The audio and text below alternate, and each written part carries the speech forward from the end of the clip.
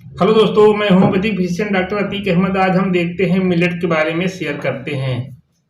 तो मिलेट्स इसको मोटा अनाज भी बोलते हैं और ये बहुत ताकतवर अनाज होता है।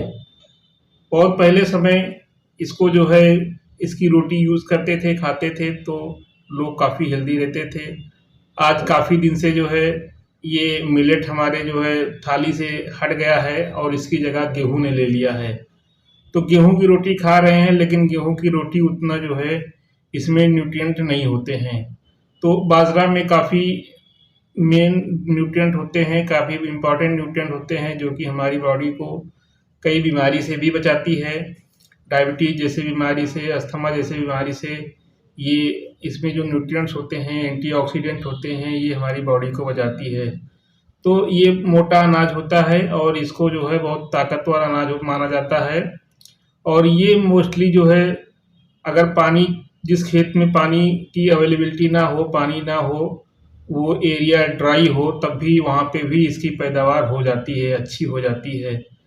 तो ये इसकी खेती के लिए कोई ज़रूरी नहीं है कि सारी सुख सुविधा ही हो। अगर पानी की सुविधा नहीं भी है, यानी ऐसे ज़मीन पे, तो वहाँ भी जो है इसकी खेती हो जाती है, इसकी पैदावार अच्छी होती है। ये इम्यूनिटी बूस्टर की तरीके से भी काम करता है, यानी अगर इसको हम इसकी रोटी लेते रहें, खाते रहें, तो हम जो है हमारे बॉडी में इम्यूनिटी बरकरार रहती है और बीमारी जल्दी से कोई नहीं लगने पाती है। तो अब देखते हैं इसमें क्या क्या मिनरल न्यूट्रिएंट्स होते हैं। तो इसमें कैल्शियम होता है, आयरन होता है, जिंक होता है, फास्फोरस होता है, मैग्नीशियम होता है, पोटेशियम होता है और फाइबर होते हैं। फाइबर काफ़ी होते हैं, तो फाइबर होने की वजह से ये गैस्ट्रिक कंप्लेंट में बहुत अच्छा काम करती है। गैस्ट्रिक कंप्लेंट नहीं होने पाती है, पेट की संबंधी कोई प्रॉब्लम नहीं होने पाती है। और जो है, जब पेट सही रहता है तो पूरी बॉडी फिट रहती है, ब्लड सर्कुलेशन सही रहता है, सब कुछ सिस्टम सही रहता है। और विटामिन B3 और B6 होते हैं। विटामिन B3 यानी नियासिन होता है, और ये जो है मेटाबॉलिज्म में इसका अच्छा रोल होता है। यानी विटामिन B3 बॉडी में होने से मेटाबॉलिज्म बॉडी की अच्छी हो जाती है। और विटामिन B6 होता है और इसमें कैरोटीन और लेस्थिन प्रोटीन होती है। तो इस तरीके से ये कंपोजिशन होता है। इसमें फाइबर ज़्यादा होते हैं और बहुत से एंटीऑक्सीडेंट होते हैं। तो इस सब की वजह से ये हमारे बॉडी के लिए बहुत ही बेनिफिशियल होती है। इसलिए इसकी अगर हम गेहूं का आटा नहीं हटा पा रहे हैं, तो गेहूं के आटे में इसको भी मिला के पिसवाएं और इसकी भी रोटी मिला के खाएं, या अलग से खाली इसकी जो है रोटी खाएं, तो हमारे लिए बहुत ही फायदेमंद होगा। तो अब देखते हैं कि मिलेट कितने प्रकार के होते हैं, यानी बाजरा का कौन कौन प्रकार होता है, कितनी वैरायटी की मिलेट होती हैं। तो नंबर 1 इसमें देखें तो पर्ल मिलेट होती है। पर्ल मिलेट को खास करके हम बाजरा बोलते हैं। और एक होती है फिंगर मिलेट। तो फिंगर मिलेट को रागी बोला जाता है और पर्ल मिलेट को बाजरा बोलते हैं। और एक होती है fox tail millet. Fox tail millet को कंगनी बोलते हैं। फॉक्स टेल मिलेट को कंगनी बोलते हैं। और एक होता है लिटिल मिलेट।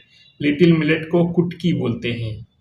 और एक होता है सारगम मिलेट। सारगम मिलेट जो होता है ये ज्वार होता है। तो ज्वार और बाजरा ज़्यादा सुनने में मिलता है, तो ज्वार ये होता है सारगम मिलेट और बाजरा होता है पर्ल मिलेट। और एक होता है कोदो। कोदो मिलेट। कोदो भी जो है पहले लोग खाते थे, अब तो लोग दे समझ ही नहीं पाते हैं कोदो क्या चीज़ होती है। तो कोदो को जो है, कोदो मिलेट को कोद्रा बोलते हैं। अब देखते हैं मिलेट्स के क्या बेनिफिट होते हैं। तो मिलेट के बेनिफिट ये होते हैं कि ये इससे जो है डाइजेस्टिव सिस्टम अच्छा रहता है। गैस की परेशानी, डिस्पेप्सिया की परेशानी, इंडाइजेशन, कॉन्स्टिपेशन, ये सब प्रॉब्लम नहीं होने पाती है। अगर इसकी रोटी खाते रहें तो गैस, अपच, ये सब प्रॉब्लम नहीं होती, कब्ज़ की प्रॉब्लम नहीं होती है। यानी हमारा डाइजेस्टिव सिस्टम बहुत स्ट्रांग हो जाता है, क्योंकि इसमें फाइबर ज़्यादा होते हैं। और फाइबर्स ज़्यादा होने से हमारा डाइजेस्टिव सिस्टम सही हो जाता है। और डाइजेस्टिव सिस्टम जब सही रहता है तो हमारा पूरा बॉडी का सिस्टम बिल्कुल से सही हो जाता है। तो ये डाइजेस्टिव सिस्टम में बहुत ही अच्छा जो है होता है। हमारा डाइजेस्टिव सिस्टम अगर इसकी रोटी लेते रहें या गेहूं के आटे के साथ मिला करके अगर इसकी रोटी लेते रहें तो भी जो है डाइजेस्टिव सिस्टम अच्छा रहता है। दूसरा देखें तो अस्थमा के केस में भी, यानी रिस्पायरेटरी ट्रबल है, जिसको सांस लेने में प्रॉब्लम है, तो अगर इसकी रोटी खाना शुरू करें तो धीरे धीरे करके ये जो प्रॉब्लम रहती है वो जो है मिनिमाइज होती है और थोड़ा दिन में सही हो सकती है। तो इतने फ़ायदे हैं बाजरे के अस्थमा के केस में। और इसका जो है यूज़ जो है thyroid, uric acid, kidney troubles और जो है लीवर के प्रॉब्लम में भी बहुत फ़ायदा होता है, यानी ये सब प्रॉब्लम नहीं होने पाती है। यानी थायराइड की में भी जो है बाजरा या मिलेट की रोटी लें तो फ़ायदेमंद है। और यूरिक एसिड बढ़ा रहे या किडनी की प्रॉब्लम रहे या लीवर की ट्रबल रहे, तो इस सब केस में जो है ये हमारा जो है ये बाजरा बहुत ही बेनिफिशियल होता है।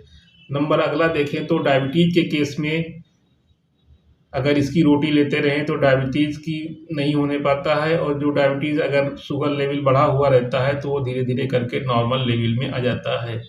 तो इस तरीके से डायबिटीज़ में भी ये अच्छा रोल प्ले करता है। और एंटीऑक्सीडेंट इसमें जो कुछ होते हैं, तो एंटीऑक्सीडेंट होने की वजह से ये स्किन को चमकदार बनाए रखता है और स्किन को बिल्कुल से मेंटेन रखता है, झुर्रियाँ नहीं आने देती हैं। तो इस तरीके से बाजरा स्किन में भी बहुत अच्छा रोल प्ले करता है, स्किन को मेंटेन रखता है, उसकी जो है ग्लोनेस और शाइनिंग बरकरार रखती है। और हेयर प्रॉब्लम में भी जो है ये बहुत अच्छा वर्क करता है। इसमें जो है केराटिन और जिंक और आयरन होने की वजह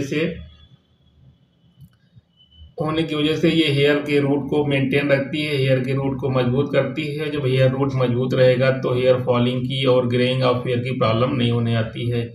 और इस तरीके से देखें तो ये बॉडी को डिटॉक्सिफाई कर देता है, यानी बॉडी को शुद्ध कर देता है, यानी जो बॉडी की इम्प्योरिटी रहती है वो वेस्ट मटेरियल के थ्रू बाहर निकाल देता है। तो इसमें कुछ एंटीऑक्सीडेंट होते हैं, जैसे क्वेरेटिन होता है और कुरुक्यूमिन, क्वेरेटिन और जो है इलिजिक एसिड, ये एंटीऑक्सीडेंट होने की वजह से ये बॉडी को बिल्कुल से डिटॉक्सिफाई कर देते हैं, बॉडी को शुद्ध कर देते हैं।